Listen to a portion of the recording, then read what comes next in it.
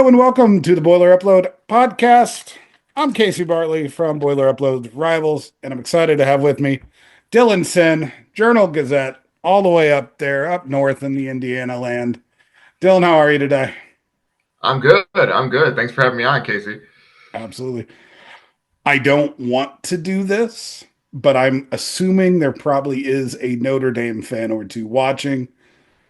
Any last thoughts you want to give? You've just spent the last few weeks covering IU football in the playoffs, Notre Dame all the way to the national title game.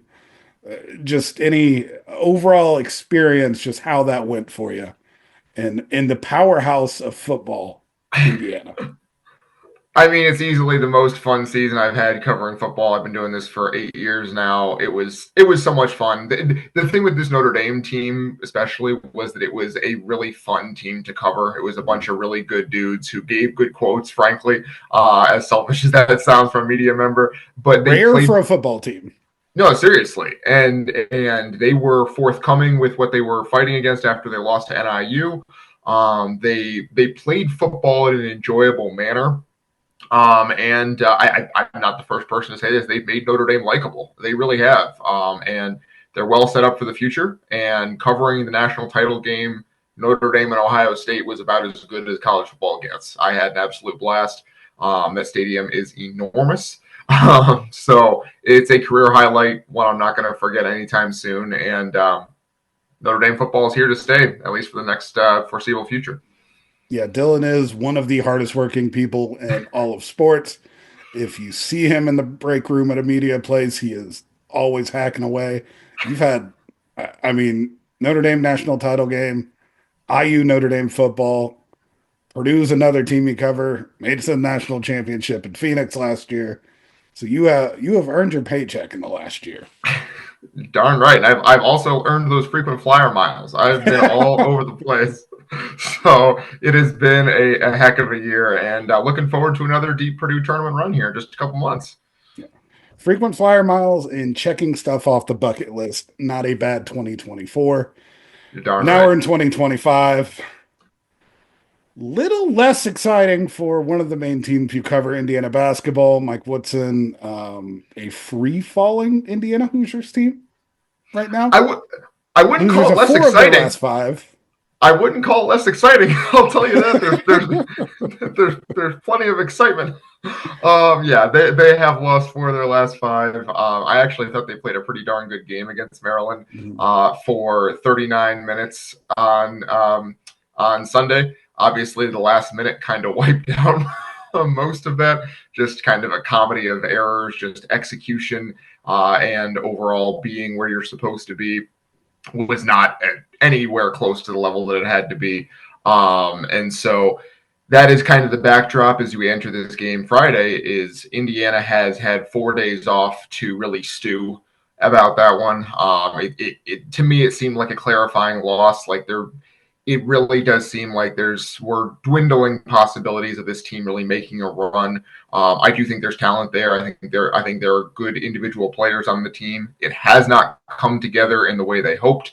4 losses in 5 games in January is not how you make an NCAA tournament bracket. So, well, they are running out of chances, but they do have several coming up here with games against Purdue, Michigan, Michigan State, all in a row here coming up.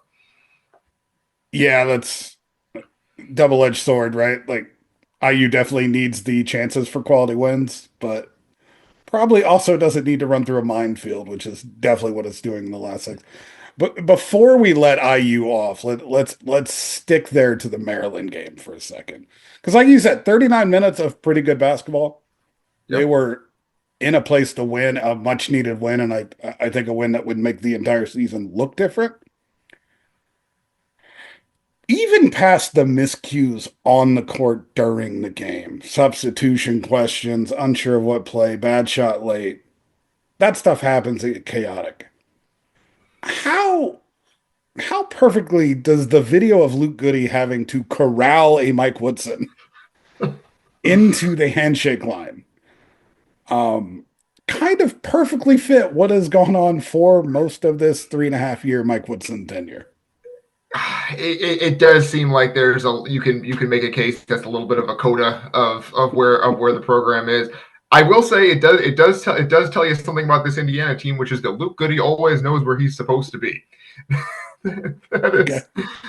that is Yeah. we can put some positive spin on it in Mm-hmm. that way. Luke Goody is a very smart player. He knows what he's supposed to be doing, and that was him taking charge as a team leader in that moment. It was obviously not a good look. And it is kind of indicative of where the program is from a larger standpoint in a way that you would not like to have been publicly put on the internet. Let's put it that way. Yeah. Did you guys get an explanation? Because just optically looks, it looks like an SNL skit. We did. There was not. No one asked about it after the game. I think it was one of those things where most of the questions were about that end of game sequence. So no one asked about it. I was not down there in Bloomington. I actually had some car trouble, which is why I was not in West Lafayette for the Michigan game either, which I was disappointed about. But yeah, that was it wasn't what you want, to put it mildly. Yeah. Before we break into the specific game we're going to cover, you mentioned briefly because we talked about how the IU-Purdue rivalry is always a fascinating lens to view everything by, especially in the Big Ten landscape. And IU is in this kind of place with Woodson, and you look at the next 6 games. They're 14-7 right now, 5-5 in the Big Ten. Not impossible to get to the tournament from there. Like No. not a unbelievably bad, like you don't love losses to Northwestern, Nebraska, but like those are all pretty solid teams. Nothing nothing terrible. But you look at these next 6 games. They have to go to Mackey Arena to take on Purdue. They have to go to Wisconsin, host Michigan, go to Michigan State, have UCLA come there, and then have Purdue come there. It could be a not particularly bad playing team in 3 weeks that just went 1-5. Yeah. So I guess the way I would phrase this, IU is going into Mackey Arena on Friday, Dylan. Is this the last game of the Purdue-IU era that will feature Mike Woodson? I don't think so. I think that even if what happens, like you said, and they go 1-5 in those games despite playing relatively well, Indiana is not a school that their midseason firings are not really their bag. Essentially, that's not really how they do things. That's not how Scott Dolson operates. I do think that, especially him being Indiana guy, right, the 6th leading scorer in program history and all of that, he's earned at least a dignified exit. I think. If you I could see them making a move. I guess I wouldn't be totally shocked, but it would be something where it is out of character for the university in the way they usually operate. I don't know exactly what you gain from moving on in the middle of the season. I don't think you have like a guy who could take over and you're going to feel like, wow, we are going to make a run to the tournament, right? So, and I don't think, I think very importantly to that discussion, Mike Woodson has not lost the locker room. These guys play for him. They seem to enjoy having him as their coach. That you don't hear guys bad mouthing him behind the scenes or kind of taking shots at him in press conferences. That's not how this operates. So if that does happen at some point, maybe we're having a different conversation. I have not seen any indication that we're on the verge of that. So as long as he has not lost the locker room, I think they probably stick it out through the end of the season would be my guess. Yeah, because it's obviously basketball plays a little bit into it, but it's way more fan reaction. How do you handle your business? I mean, I think it's a fair question. Like, is that a respect earned? Um, but like you said, there's not a ton of upside to it. I think let's put it this way: it's different from Ohio State last year, where they Okay. fired Holtman in the middle of the season, but they were trying to basically give Diebler a tryout, right? Which I worked out don't. in theory. It worked out, right? Like they won some games, and then they made him the permanent coach.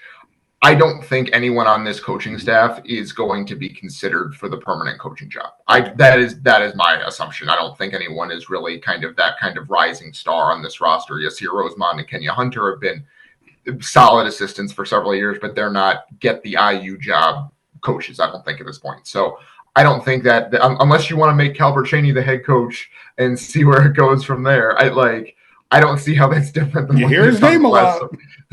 It's true. He's fixed Umar Ballo's free throw shooting for him. So, thumbs up on that. But I don't think that it's that kind of a situation where there's the upside to seeing, hey, let's see what we have on the staff here. I think they're probably going to go outside of this staff for a new coach. I mean, there's no rule against Brad Stevens coming from the NBA now. He's not coaching a team. Look, maybe Dan Hurley, he'll get tired of UConn up there. Look, I'm telling you, I think that Jim Harbaugh should come back to college. I think he has already IU connections through Tom Crean. I feel like he would do it. Okay, so just get the whole steeple of everything. Good. That's right. Good. All right, let's look at this game then, because on paper, Purdue, despite the loss to Ohio State at home, which was pretty much one bad second half, has been winners of 8 of 9. I would argue they've looked like the best team in the Big Ten since 2025 started, mostly behind a defense that has been shockingly good. We have a lot of Purdue-centric conversations throughout the year. A month and a half ago, I don't think either of us would have believed this Purdue team could look like it does. Is that a fair statement? Yeah, we're a long way from Purdue giving up 84 points at home to Yale and Matt Painter being like, hey, man, we need someone to guard somebody. Just talk. I don't know each other's name. That would be nice. Yeah. Yeah, it has been really impressive, the work they've done defensively in season, like just getting better. Obviously, we've talked about this ad nauseum, but the insertion of Caleb First into the lineup has been huge. But just individually, the play has gotten much better. Just the guards keeping guys out of the paint has been huge. So you're not constantly in rotations and all of that. It really has been kind of an across the board improvement, which is a testament to the way this team is constructed. Matt Painter and the players themselves kind of taking initiative on that. Yeah, and there is. I hate the narrative around Purdue and the blueprint to beat them, because the blueprint to beat them is the blueprint to beat every team. Force a bunch of turnovers, be super physical, don't get fouls called on you. And yeah, that's going to work. That works against every team. If you hound guards, if you make it difficult, that's well played. We've seen a couple teams that are very good at that have given Purdue struggles. IU doesn't really fit that mold, though, do they? No, I wouldn't say so. They have good individual on-ball defenders at times. I've been really impressed with Kanan Carlisle on defense. He's not a good enough offensive player right now to really play big minutes, so you don't have to worry about that too much. Miles Rice and Trey Galloway have been okay in spurts. I don't think this is not the type of team that is really going to bother Purdue from a physicality standpoint, I don't believe. And we kind of saw the same thing last year, was that was the IU had a blueprint to beat Purdue, which was basically let Zach Edey get his and shut down everyone else. And that worked in 2023, and it did not work at all last season because Braden Smith tore them apart. And he is going to have the opportunity to do the same thing this year.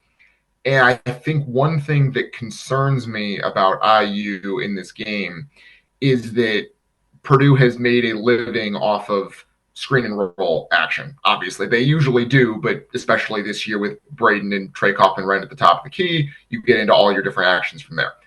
IU has been really poor at defending screening action. It's been really bad. The communication is bad. The guards don't fight through screens as well as they should on a regular basis. They get caught in rotations way too often, and it's been rough. The last 5 games, they've given up 55 three-pointers, 42% from 3 for opponents in those games.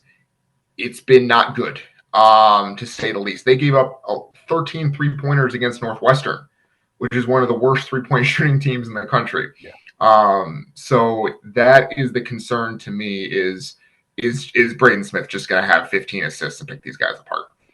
Yeah, it's interesting that Purdue's coming off a Michigan game because Michigan, like IU, likes to play with two bigs.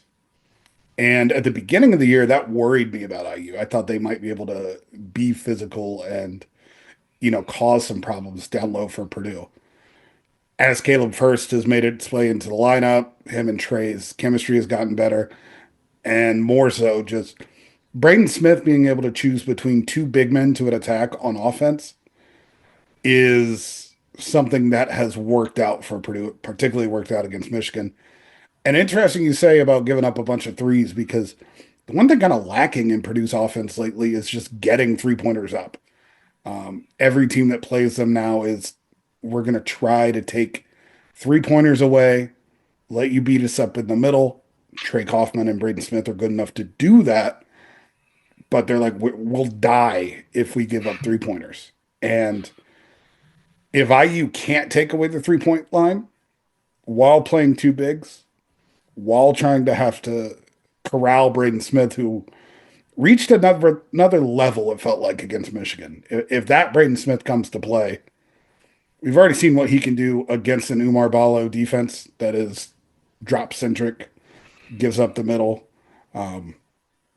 There are concerns. But you told me that you were capable of finding light in the darkest of darks. So, Uh, what is there anything from IU, whether in the last few games or just construction wise, that make you think they could do something on one end of the floor or the other to make things a little difficult for Purdue? Here's what I will say, and we've talked about the too big thing a lot. I know it is it's we're reaching a little bit, Yeah. but yes, there are things that you can find. Number one, I think it would behoove Indiana. I don't know if they'll do this.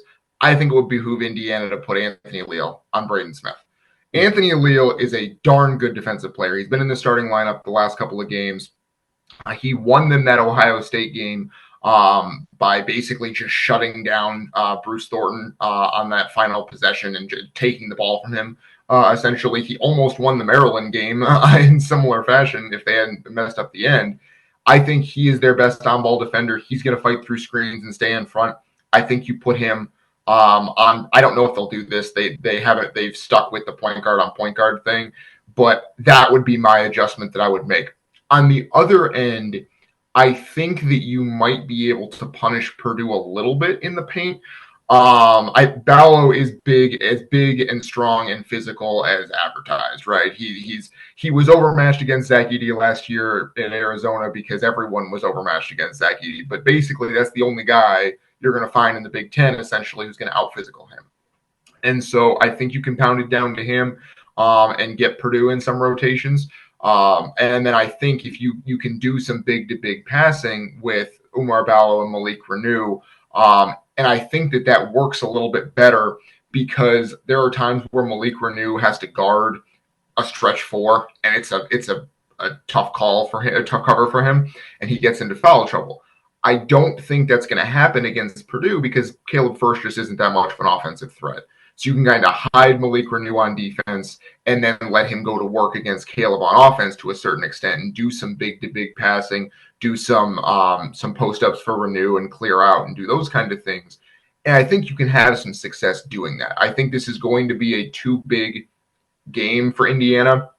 Basically what they've done recently has been toggle back and forth between, okay, we're running the two bigs with Renew at the 4, and we're running the small ball with Luke Goody at the 4. I don't think Luke Goody really works as well in this game because Caleb First has done a really good job of getting out in the perimeter and guarding. He is a good post defender, but I don't think he's good enough where he can completely shut down Malik Renew with that deep bag of tricks. So that's a place where I think Indiana has a little bit of an advantage. So you pound the ball down low, you try to get some interior passing going, and you try to just out physical Purdue in the paint. And see if you can slow down the game, make it ugly, and win that way. And that is the way that you can kind of see Indiana at least keeping this one close. Which sounds good. And then, for like 2 seconds, you're like, oh, yeah, Purdue doubles everything immediately in the post. Yes. their ability to rotate and honestly, their transformation into a high turnover defense has been a shocking development. And a lot of it is they force doubles and they just take away passing lanes. And it's been really effective. And IU shoots 32% from three. So you say it's not a Luke Goody game, but they also might need Luke Goody. And then you're putting Luke Goody on the Fletcher Lawyer, which is probably a Purdue win. It's I am surprised how much the matchup seemed to have switched for me in my head, how much of a favorite. Because I didn't think IU was good this year, but I thought they'd be a bad Purdue matchup. The way it's developed, lack of elite guard play, lack of shooting. They're two bigs that like they just haven't had the spacing, whether it's offensive organization, whether it's a lack of a true elite playmaker spreading it around. It's just been a clunky fit. And that's not what you want going up against an all of a sudden elite defensive team. By the way, Purdue, number 7 now in KenPom. Man, that's wild. They were down in the 20s like basically 6 weeks ago. Yeah. That's really, really impressive. Like, they're not just winning, they're winning against good teams and doing it in pretty impressive fashion. That's like the advanced metrics basically bear out the improvement we can see with our own eyes, basically. Yeah. They moved to 7 with a loss last week. Didn't even need to win everything. Yeah. Really, really, really quick. I do think that the doubling the post is interesting because I did think it was interesting that Matt Painter said in part that they stole that from Indiana, which is what Indiana did against Mackey the last couple of years. Umar Ballo has been he was not this good at Arizona, and it's a credit to IU's coaching staff. We want to give IU's coaching staff credit for something. They've done a really good job the last couple of years of developing passing in their big men. Okay. And Ballo has done a really good job of when he gets doubled, seeing the double coming and finding the shooter in the weak side corner. And that's been Goody, and they've gotten some open threes off of that look. Now, again, I just talked about it's not a Luke Goody game, it's a Malik Renew game.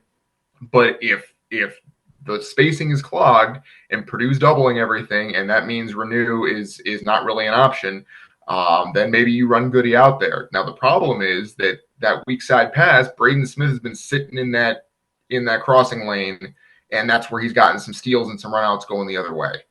And you don't want this to be a game where Braden Smith has 4 or 5 steals because you're just going to give up 10 points right there, and it's going to be over before halftime, right? So that's what happened to Michigan. So you're going to have to find the counter to the counter on that, and that is where I have been the most kind of disappointed is not the right word, but just kind of you want more from Indiana when they have something that's working, and then the opponent adjusting to the adjustment, and we haven't seen that enough from Indiana, especially these last couple of games. I want to see the chess match from the Hoosiers in this game. Okay, Braden Smith's hanging out over there. What are you going to do to counter that? And I want to see that. Yeah, I think one of the more fascinating parts about Purdue's team is it's hard to play chess when all you have are pawns. And Purdue's got a lot of different pieces. Like they've got a couple rooks, a couple guys that can, do night stuff, and they can completely change the landscape of the floor by, subbing in Heidi for first or, bringing in both freshman guards. IU seems pretty one-dimensional, even with the flip at the 4. And to me, it just comes down to, like, are their guards up to snuff? Yeah. And I think it's definitely a little bit, like, Mike Woodson's system has been good for on-the-ball shooting point guards, like the lottery pick. What's Jalen Hood-Schifino. Hood-Schifino just destroyed Purdue off of very simple pick and roll. Can you make mid-range jumpers? Okay, we're dead. Yeah. Past that, I haven't seen much out of the offensive system that pulls up many else. Luke Goody has had moments and stretches, but that almost seems just like when games break down, it's good to have a shooter. Yeah. He'll find points. That's basically that's how they beat Ohio State. Was Luke Goody just went nuts, and it was like, all right, well, Ohio State's not winning this one. He's making 4 threes. So, yeah.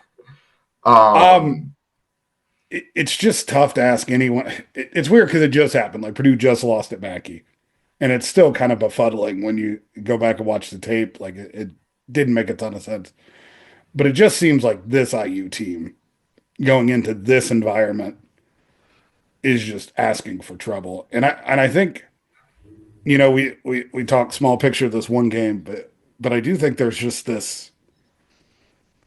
Is Purdue just like entirely engulfed IU basketball at this point? I wouldn't say entirely. I mean, we're 2 years removed from IU winning 3 out of 4, right? Like, I do think it's like last year was bad. Let's be clear, it was as lopsided as the rivalry's been in 10 years, right? It was bad. And there's a chance that Friday gets bad. I think what I'm concerned about for Indiana is basically what happened against Michigan against Purdue, which is the guards pressure up in the first few minutes.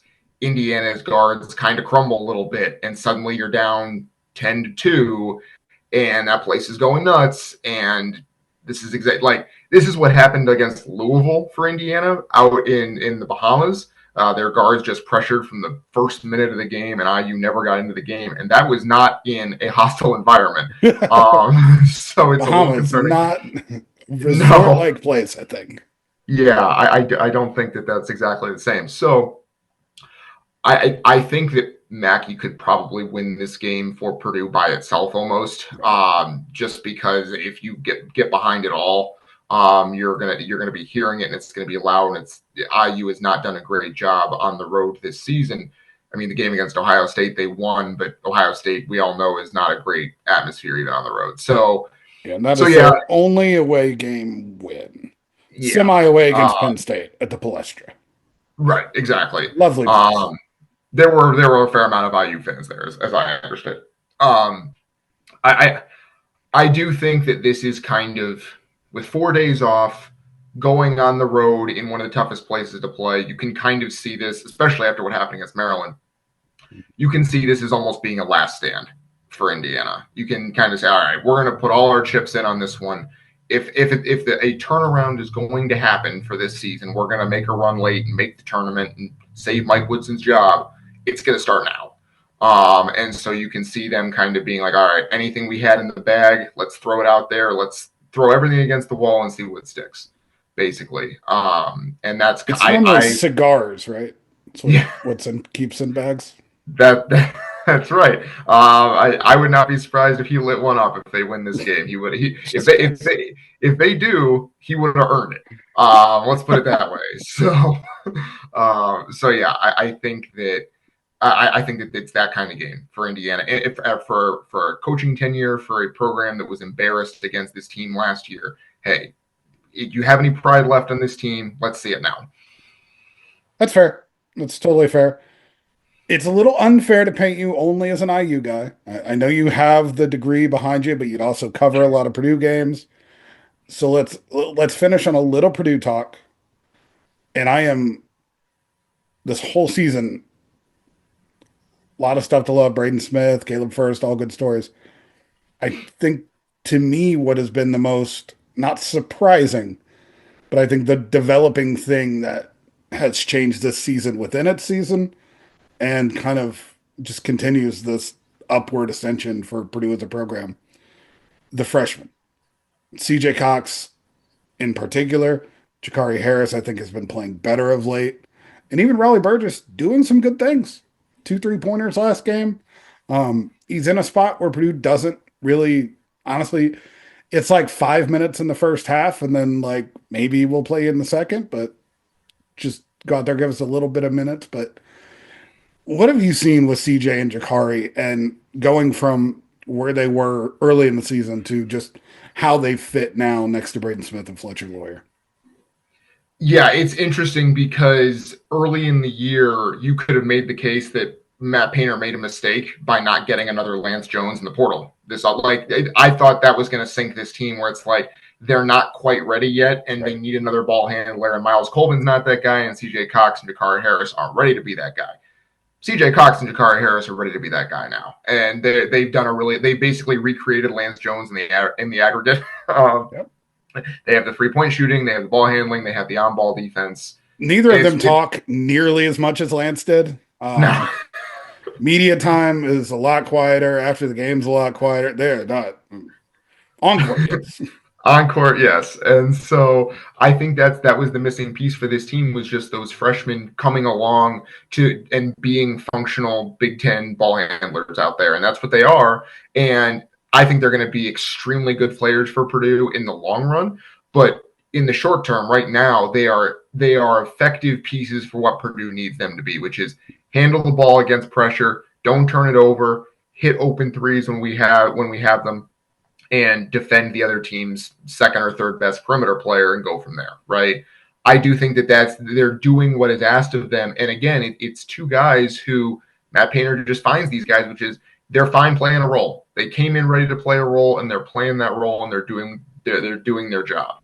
And that to me is another mark of the job that Painter has done in recruiting, is identifying these guys. He's told this story repeatedly of CJ Cox being like, basically, Painter was like, wait, who's that guy? I want to talk to that guy. And it's this guy with like one Division I offer who's ranked 300th or whatever in his class. And it's like, I think you'd fit here. Turns out he fits here. Good job, Matt.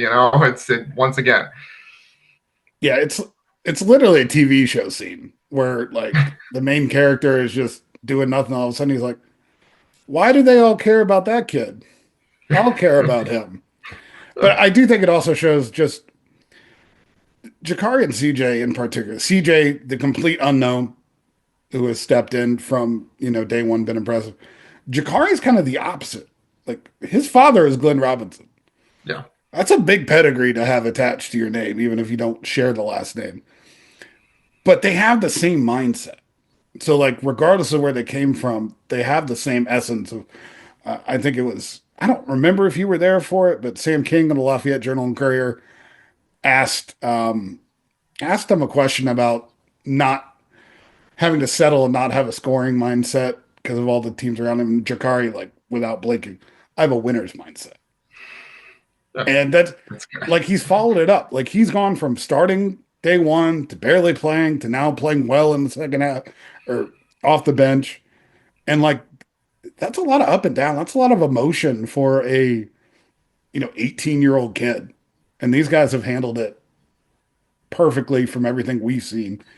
And the play now is getting better. And it's unfair that Purdue just gets to go Fletcher Lawyer, Braden Smith to just a fully developed CJ Cox and Jakari Harris backcourt in 2 years.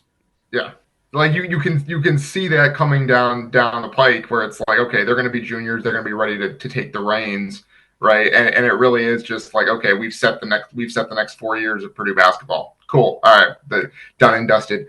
I think the best word to describe both of those guys is pros, right? Like they are carrying themselves like pros, where it's like, all right, I'm coming to work. What do you need me to do today? And they do it. And I think that for freshmen is really impressive. Like, Braden and Fletcher were impressive in their own way because they came in and were key players on the team, like, immediately. Like, they needed to perform every single night. Jakari and CJ, they come to the arena every night not knowing what Purdue is going to need from them, and they just give them whatever they need. And I think that is almost more impressive because it's like there's no consistency. Purdue talks, or Painter talks all the time about it helps to have consistency in your role.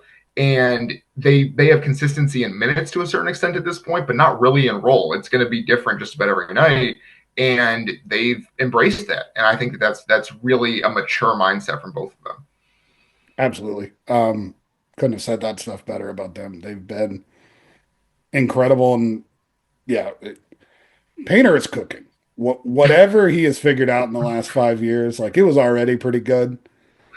As far as just, it's kind of starkly in contrast with Woodson, because like, even if Painter wasn't good on the court in game, his roster construction has been top level. Bringing in Lance Jones, bringing in those freshmen, fitting this team together, getting them back to this spot after losing Zach Edey, Mason Gillis, Ethan Morton, Lance Jones, like, just a remarkable turnaround. Another thing I saw today, I'm looking on KenPom.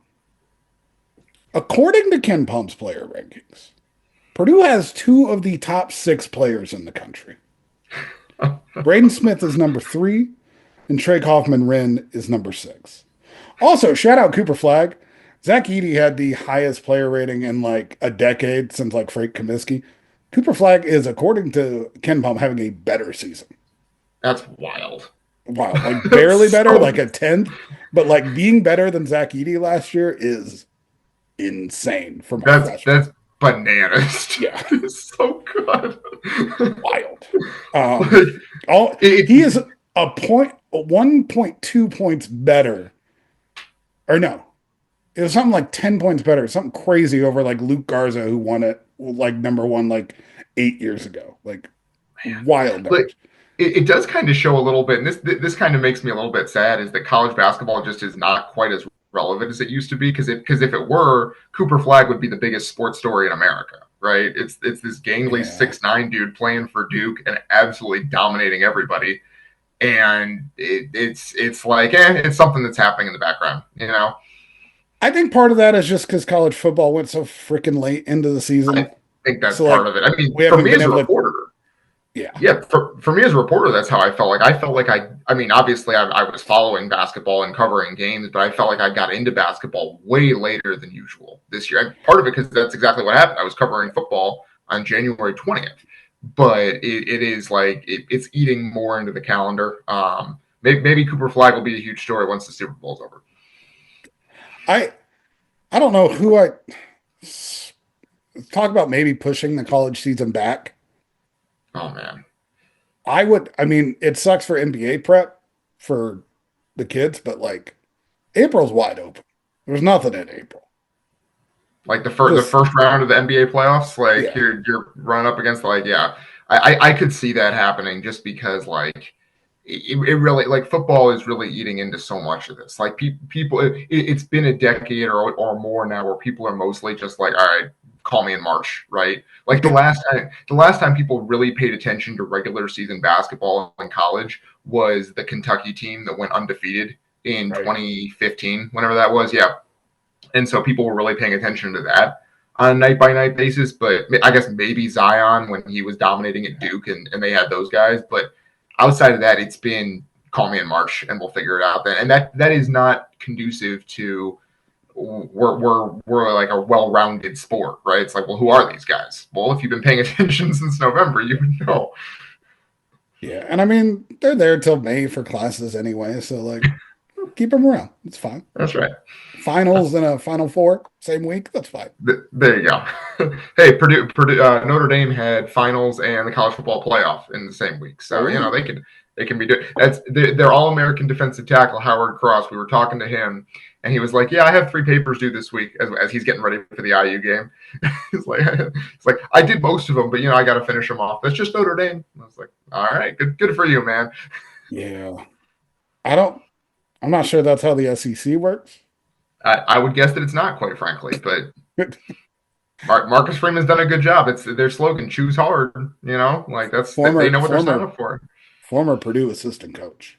Former Purdue assistant coach. Hey, when they were looking for a new defensive coordinator, and I put on my list of options, they could look at John Heacock, who's at Iowa State and who was on staff with Marcus Freeman at Purdue during 2013. They were both position coaches, so they didn't do that. I think they probably should have. Daryl Hazel's coaching tree is very strong. Purdue just taking over South Bend. Yeah, Purdue not hiring Marcus Freeman, probably not great. Probably should have got there first. Okay. Basketball. Final thing, just I think in general, you know, we talked about wanting to do like a Purdue IU lens throughout the year. It's almost like a carnival act with the polar opposites they're going, but just how big of a game is this Friday night? I think it's pretty big. Like I said, I do think it's a little bit of a last stand for Indiana. Where again, if they are going to make a run to the tournament, we talked about the gauntlet they're about to go through with Purdue and Wisconsin and Michigan State all in a row. You need to win at least probably 2 of those to feel like you're still you're on track to be even on the bubble late in the season. It's not going to be 3 easy. or 4. Right? Yeah, it's tough, right? Yeah. So It would be really good for IU to get this one. I think it's less big for Purdue, just because I don't think it changes their trajectory. If they lose, they maybe slip from the 3 line to the 4 line for a week, and then they win 2 in a row and they go back up. I don't Counter. Have you seen how annoying IU fans are when the only thing they have is beating Purdue? Well, yeah, I guess maybe for the people that cover the team it would be annoying. Purdue's roster. This seems like a very offline Purdue roster. They don't seem like they are bothered too much by social media. I think you should spend some time with Fletch and Braden. Okay. I think for everyone else on the roster, absolutely. I don't think Trey cares. Does Trey even have social media? Yeah, I doubt it. He's probably got like a Zanga still. There you go. Kids still have Zangas. Can we talk about how funny it was that during that Michigan game, Purdue's up by 25 in the second half, and Gus Johnson pulls out the nugget that Trey Kaufman-Wren's favorite philosopher is St. Augustine. He's like, this kid is a philosophy. Yeah, he did. He was like, this kid's a philosophy major, folks. His favorite philosopher is St. Augustine. He told me. Like, all right, good for you, Trey. Not only good for Gus Johnson for asking, good for Trey for having a ready answer. Yeah, philosophy major. If you don't know, Trey. That's right. Anyone stock fallen more than Gus Johnson? Man, like he struggled during the football season. He called some really big games, and it was just he seemed like he was almost struggling to see the field at certain times. I felt bad because I was like, I've been a long-time Gus Johnson stan. I was a huge Gus Johnson guy for a long time. I think the fastball's gone just a little bit. And I thought he was good against Michigan. I thought that was a pretty good game from him. But some of the football games late in the year, especially the Michigan-Ohio State one, which I watched beginning to end, it was a little bit rough at times there. I think he needs to go heel. He's just gone too far in the excitement. Just got to go. We need him around for one more year at least. Where next year, if IU has a new coach and they are like 7-1 in early December and they host like Maryland or something, and it's a ranked on ranked, and he's just like, Indiana basketball, I'm feeling the magic back at Assembly Hall, folks. that is a staple of first year IU coaching tenures. He did that for Archie Miller. He did that for Mike Woodson. I'm looking forward to it. If it comes to that, I'm looking forward to seeing that again in December 2025. Are you excited for another coaching search? Oh man, I have. I'm getting a list ready, just preliminarily, just in case. Do you want to? So, I dust off a couple names. It's hard for who would be willing to take it. The guy that I'm keeping an eye on, again, this is not inside information. I'm not breaking any news here. The guy I'm keeping an eye on is Mark Byington, who was the coach at James Madison, New Signetti, and then is now the coach at Vanderbilt. They are 18-2 in his first year at Vanderbilt, or 16-2 his first year at Vanderbilt, I believe. I should probably eat some crow because I said some disparaging things about Mr. Signetti in a lot of ways throughout the season, and I was very wrong. Look, he is a cocky guy. He knows, he came in thinking, I need to get these guys believing that this is not just some kind of, we're going to go 6-6 and be happy. And he backed it up. Like, every once in a while, someone comes along where he talks a huge game, and it's like, well, turns out he is that guy. And Kurt Signetti is indeed that dude. Now he could bring along his friend Mark Byington and IU's back in the tournament next year. Yeah, because Vanderbilt just knocked off Kentucky. That's right. Year one turnaround for them after they were pretty mediocre for 4 or 5 years under Jerry Stackhouse, and then immediately just like that. So guy knows turnaround. Now the question is obviously, again, he's been there 1 year. Can you get it? Can you dislodge a coach who's been there 1 year? Is that one of those things that coaches don't want to do that? Because if you can get a coach after 1 year, why wouldn't you just get Dusty May, right? So I don't think Dusty May is coming to Indiana. I would guess that he is probably very happy at Michigan. They have a good team. They'll be better next year. He's there for the long haul, I think. You think IU wishes they could go back? Maybe. I guess the question is, do you think that Dusty would have come at the end of last season? Because look, if I'm Dusty I May, think if you were willing to leave from Michigan, but you're here's my probably thing. willing to leave for IU. But it's different though, because if you're IU, if you fired Woodson at the end of last season, I'm laying my cards on the table here. I did not think they should have fired Woodson at the end of last season. I thought it was going in a bad direction, but I think they made the tournament his first 2 years. If you fire him at the first sign of trouble at the end of last season, especially after a season that was like they went 19-14, it wasn't a Louisville, it wasn't a 4-28, right? So if you fire him at the first sign of trouble, it does play into the idea that Indiana is crazy and quick trigger and all of that, right? If you're Dusty May, are you signing up to be the next guy on the chopping block when the first sign of trouble, they're moving away, right? I Personally, yes. like I would maybe love, I would love to take someone's job who I could definitely do better than. maybe like that's the thing is that like but if you make the tournament the first 2 years and you miss it the third year, then things are coming right down on you, and it's possible that it goes the wrong way, and suddenly you're right back where you were. Right? I think Michigan, the difference between Michigan and IU. So Well, what you're not, saying is Michigan does a better job than IU.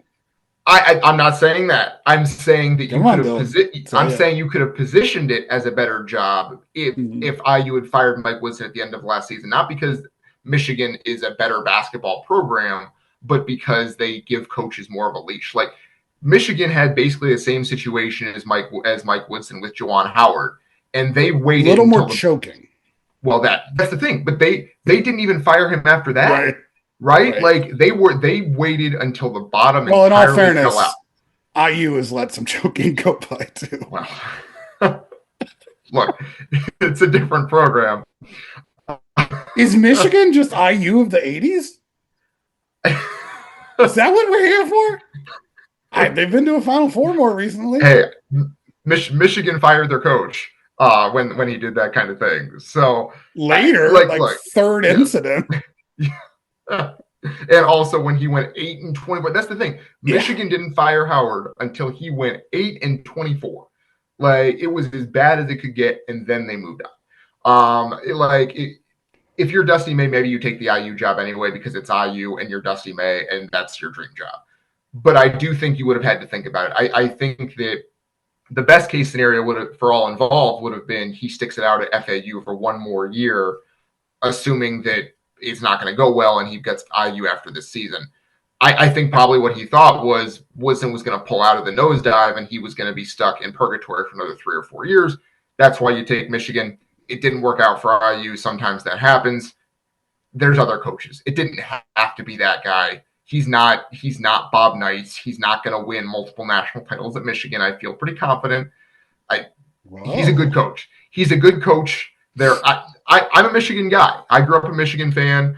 My dad was a Michigan fan for years. I don't think he's going to win multiple national titles at Michigan. I think we can he's not even Steve Fisher. We're okay.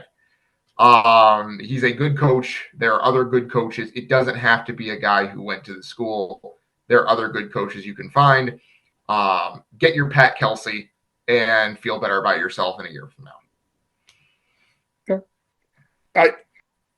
I want to ask this question, but I think it's better saved for later in the year. But Sure. I'm wondering where IU stands as a program. Is it even a top 20 job? Job, yes. It is. I'll tell you right. This is not. I know that if you look at some of the fan base, you would think the opposite, but they're a coach away. They hired the wrong coach with Archie Miller. It sure seems like they hired the wrong coach with Mike Woodson. Neither of those is like you were pushing all your chip. Neither of those was Scott Frost at Nebraska, where it's like, well, where do we go from here, man? This is bad. Like you can get better coaches than Archie Miller and Mike Woodson. No offense to Mike Woodson, who I think is a pretty good coach. Like he is not worked at Indiana. I will go to my grave saying that Mike Woodson is not a bad basketball coach. It just didn't work here. And there are coaches you can get who are better than those guys. You can put together a roster. We just saw Louisville go from 12-52 over 2 seasons to whatever they are, 15-5 right now, and probably going to be a top 5 seed in the tournament. IU's a coach away. They're always going to be a coach away. The money's there. It's a really, really good job. I have one tiny counter. If I'm a college basketball coach, I don't want to spend the next decade going up court to court and in the recruiting base against Matt Pater and Micah Shrewsbury. I don't want to do it. So maybe you hire Micah Shrewsbury. Don't. No. Micah Shrewsbury is like my second favorite coach in the country. I'm telling you. Like, the fan base doesn't want him right now because they haven't won at Notre Dame. They don't? They don't think he's won enough at Notre Dame to merit it. I'm sorry. He should be the first call. He should be the first and maybe only call they make. I think he would take it. Absolutely. I think did they watch what he did to Penn State? I'm telling you. Like, I think Dolson knows it. I think he's going to get a call. Oh man.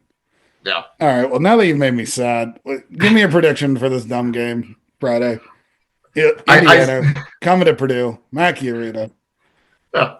I said this on Jim Coyle's show this morning, our mutual friend Jim Coyle. What's up, Jim? I said 75-67 Purdue. I think Indiana shows some pride here, and really they play very good basketball game start to finish. I think Purdue just it's one of those games where Purdue makes 11 threes and Indiana makes 5, and it's just not, they can't make up enough ground inside the arc to actually win. But I think it's one of those things where you can see Indiana show some pride in this game. You can see the game plan. You can see what they tried to do. Probably not enough to put them over the hump because Purdue is just better. That's my guess for this one. Yeah. Purdue showed me some FU in that Michigan game.